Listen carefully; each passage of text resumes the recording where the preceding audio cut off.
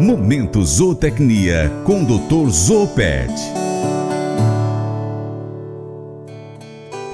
Bem-vindo ao Paracatu Rural. Vamos então conferir o 4º episódio da série sobre apicultura com o Dr. Zoopet. Ao longo dos últimos anos, os apicultores têm percebido que a soja pode ser um ótimo pasto apícola, conforme afirma Décio Gazzoni, engenheiro agrônomo, pesquisador da Embrapa e também membro do Comitê Científico da Associação Brasileira de Estudo das Abelhas.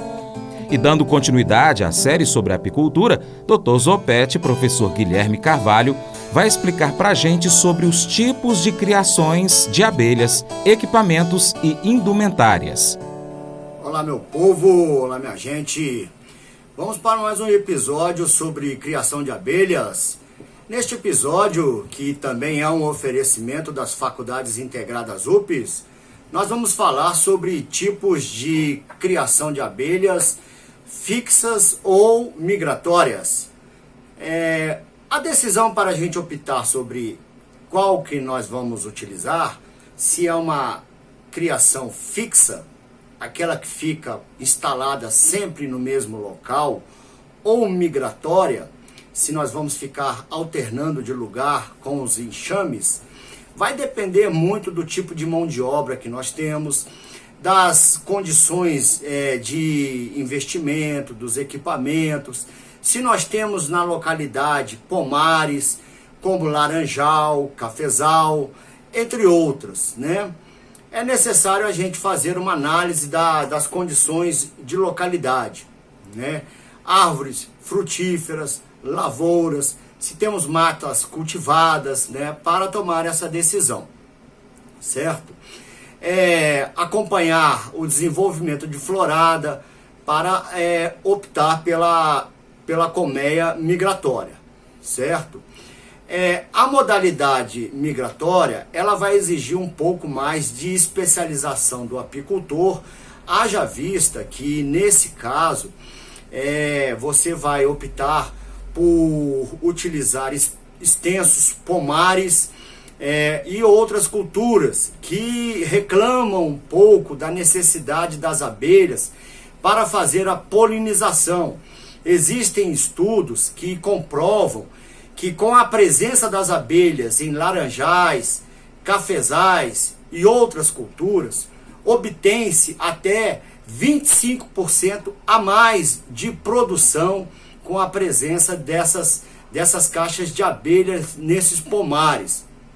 Isso, para quem contrata o serviço do apicultor, que tem as caixas de abelhas, né, é uma grande vantagem, né? E para o apicultor, possuidor das caixas de abelha, também é uma grande vantagem, porque além de receber a remuneração pela contratação do serviço, também obtém a vantagem da produção do mel durante o período que essas caixas estão instaladas nesses pomares. A apicultura tem essa vantagem da polinização, tá? E isso normalmente é utilizado nas regiões do sul.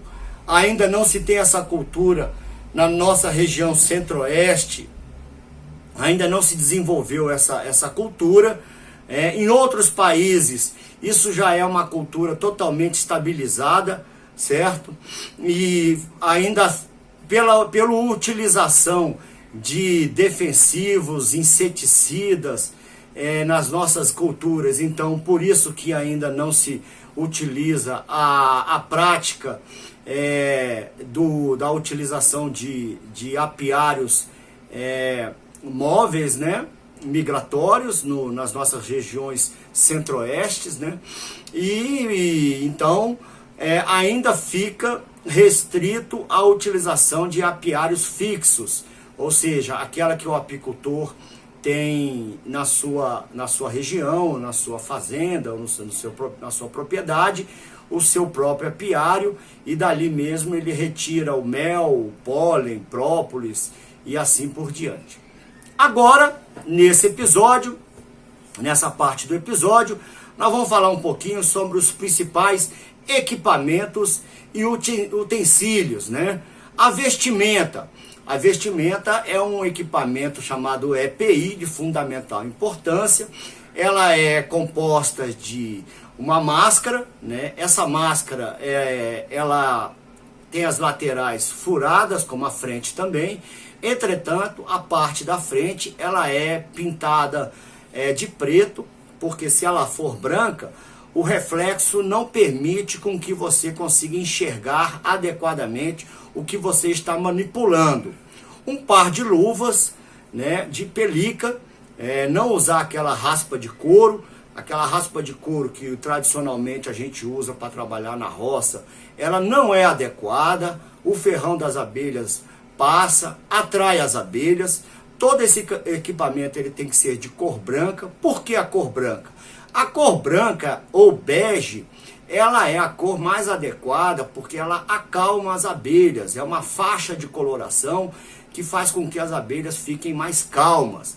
O par de bota também, de coloração branca, aquelas botas que se usa para fazer higienização e limpeza de restaurantes também, né? Aquela chamada 7 léguas, também a adequada, que vai até a altura da canela, né, que possa ser utilizada também, né? E então esse é o equipamento principal, tá? Um outro equipamento muito importante é o fumegador. O fumegador é uma indumentária de fundamental importante porque ele faz com que libere fumaça dentro do apiário, e onde há fumaça, há fogo, né? Aquela famosa frase. Mas na realidade é para simular essa ideia, porque as abelhas, nessa intenção de achar que tem fogo, elas vão encher o seu papo de mel, né, para preparar uma enxameação. Com isso, elas vão ficar mais letárgicas, vão voar com mais dificuldade e fica mais difícil com que elas façam o ataque em defesa da sua colmeia, a nós que estamos fazendo o trabalho de vistoria ou de coleta do mel, ou seja, do que for, dentro da colmeia, né? Então é uma forma da gente, entre aspas, enganar as abelhas, né? Usando a fumaça do fumegador. Quem sabe a gente consegue, numa outra oportunidade, mostrar esse fumegador e esse EPI, né? O macacão para apicultura, ok?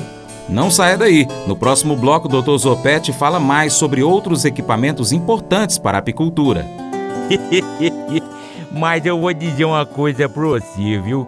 Se quiser colocar propaganda sua aqui nesse programa, eu vou dizer um negócio, você vai ter um resultado bom demais, senhor. Isso mesmo, é facinho, senhor. Você pode entrar em contato com os meninos ligando o telefone deles, é o 38, é o 991810123, bem facinho. É muito bom porque aí a sua empresa vai sair dentro de um programa que é ligado aí ao homem pra mulher do campo. É nós que vai estar assistindo e também vai ver sua propaganda. É bom ou não é, só?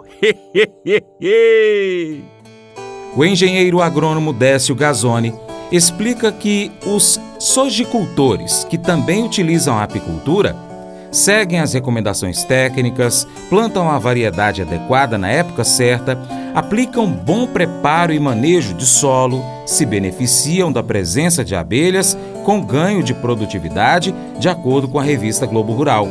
O pesquisador também conta que são vistos aumentos de 10% a 15% na produção da oleaginosa e que já houve registros de até 30% a 40%. E disse, vale lembrar que o custo de produção não aumenta.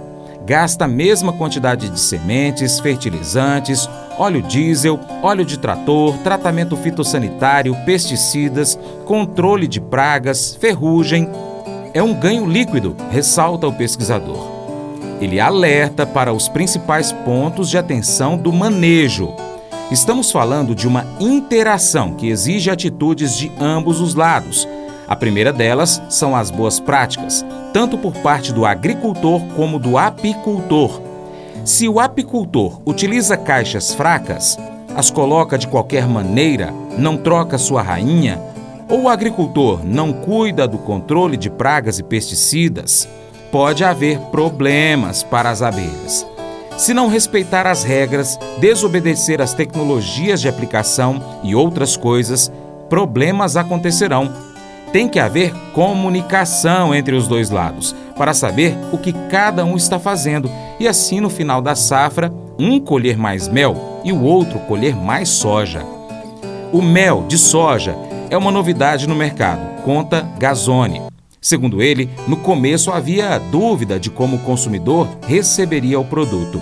Hoje, o mercado está aberto e deve continuar assim, pois pega muito bem. Ele ainda destaca um outro ganho da produção conjunta, a sustentabilidade.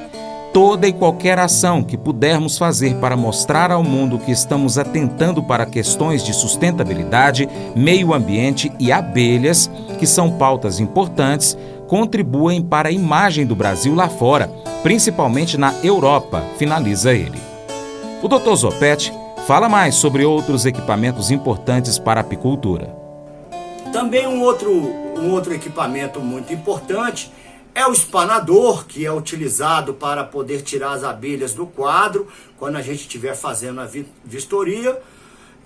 O quadro desoperculador, que é utilizado no momento em que a gente está fazendo a retirada do mel, para poder tirar a tampinha que fica tampando o mel que está dentro dos alvéolos do favo, né?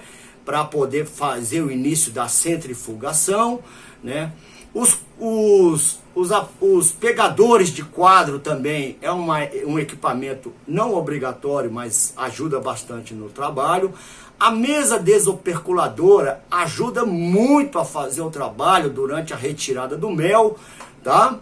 É importante ter a mesa desoperculadora. Um equipamento de fundamental importância, mas pode ser comprado em parceria com outros apicultores, que são as centrífugas, né? Que faz com que seja feito um trabalho de rotação para expulsar o mel de dentro do quadro, sem com que seja feita a quebra dos favos. Desta forma, o quadro com os favos retornam para as colmeias, de tal forma que há uma aceleração no processo de colocação do mel, e isso não faz com que as abelhas gastem tempo construindo novos favos, certo? O decantador é um equipamento interessante, porque passando pela peneira, deixando as sujidades que porventura venha no mel, e aí o mel passa por esse processo de decantação, né? Muito interessante. E aí depois você abre uma torneira própria para o mel, né? E por último, a gente vai falar da colmeia propriamente dita, porque a colmeia, ela não é um equipamento estanque. Ela tem o fundo, que ele é separado do restante, ele pode ser separado, né? Tem a aberturinha por onde as abelhas entram, que é chamado de alvado, né? A parte de cima, por onde a rainha e as operárias se movimentam. Os zangãos também têm acesso nessa parte que é chamada de ninho. A parte de cima, que é um pouco menor, é chamada de melgueira. Nessa parte da melgueira, ali é o ideal que somente as operárias tenham acesso. Não é bom que a rainha tenha acesso à melgueira, porque senão ela vai fazer postura na melgueira. E a última parte de cima é a tampa.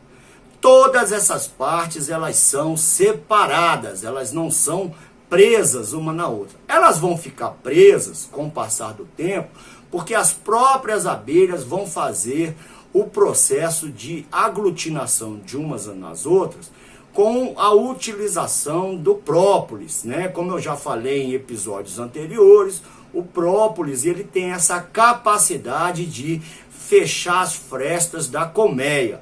E ele tem esse papel de colar esses espaços, e aí ele vai vedar esses espaços e colar uma peça na outra, né? mas como estrutura física elas são separadas umas das outras, certo? Bom, entre um quadro-ninho entre um quadro-ninho e outro existe um espaçozinho. Esse espaçozinho ele tem um nome, é chamado espaço-abelha. Um quadro-ninho e o outro, ele não pode ficar totalmente colado um no outro, porque senão não tem como uma abelha se movimentar ali dentro. Ele é fundamental que esse espaço exista para que as abelhas possam se locomover e se movimentar ali dentro, a rainha, a operária e assim por diante, tá? Essas frestas dentro lá, elas têm que ser aproximadamente entre os favos, eles constroem os favos em aproximadamente 4,8 milímetros até 9 milímetros, né? Existe uma estrutura que algumas pessoas usam e outras não, que é a chamada tela excluidora. A tela excluidora, ela vai ficar entre a caixa ninho e a caixa de melgueira. Alguns apicultores utilizam, outros não. Bom, minha gente, nós vamos ficando por aqui. No próximo episódio nós vamos falar sobre a escolha do melhor local para você instalar o seu apiário. Bom, é como eu sempre digo, não crie problemas, crie animais, consulte um zootecnista ou, melhor ainda, faça zootecnia na faculdade UPES, a faculdade nota 5, nota máxima no MEC. E até o próximo momento comigo, professor Guilherme Carvalho, Dr. Zopete. Um abraço a todos. E no próximo episódio, o Dr. Zopete fala sobre a escolha adequada do local para a instalação do apiário e também a florada apícola. Então não perca, fique sempre ligado no seu Paracatu Rural. Mas eu vou dizer uma coisa pra você, viu? Se quiser colocar propaganda sua aqui nesse programa, eu vou dizer um negócio, você vai ter um resultado bom demais, senhor. Isso mesmo, é facinho, senhor. Você pode entrar em contato com os meninos ligando o telefone deles, é o 38, é o 991810123, bem facinho. É muito bom porque aí a sua empresa vai sair dentro de um programa que é ligado aí ao homem e pra mulher do campo. É nós que vai estar assistindo e também vai ver sua propaganda. É bom ou não é, só? E você já sabe, né? Gostou do nosso conteúdo? Curta, compartilhe, comente, mande para os amigos, lista de transmissão, grupos de WhatsApp, grupos no Facebook, também no Telegram, pro story do seu Instagram, manda para todo mundo, combinado? Seu Paracatu Rural vai ficando por aqui com abraços para você, ouvinte, telespectador e internauta. Na internet nós estamos no YouTube, Facebook, Instagram, vários aplicativos de podcast, Spotify, Deezer, TuneIn, iTunes, Google Podcast, Castbox. Também estamos no Telegram. Basta você pesquisar aí no seu aplicativo favorito por Paracatu Rural. Deixamos abraços para você que nos acompanha pelo nosso site paracaturural.com. Vai lá, coloca nosso site como sua página inicial. Estamos de segunda a sábado, às 7h45 da manhã e aos domingos, 6 horas da manhã, na Rádio Boa Vista FM, em Paracatu, Minas Gerais. Deixamos abraços para você que acompanha pela antena parabólica, frequência 3.665 MHz, TV Milagro. Agradecemos também nosso parceiro Cicobi Crédito Gerais, nossos colaboradores de conteúdo, Vlamir Brandalize, Joãozinho Grafista, Moacir Naves, Dr. Zopete, a equipe do aplicativo Grão Direto, a equipe do InMatch, Marcelo Líderes do IBRAF, Lício Pena da AMIPA e também o senhor Benedito Rosa. A equipe do Paracatu Rural, Vantuir e editores, Lohane Marques, nossa redatora, minha querida esposa Paula. Te amo, Paula. E até o próximo encontro, hein? Deus te abençoe. Tchau, tchau.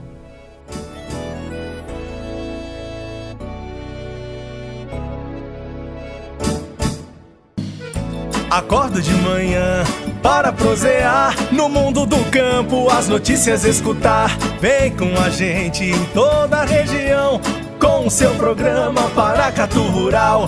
Tem notícias, informação e o mais importante, sua participação. Programa Paracatu Rural. Programa Paracatu Rural.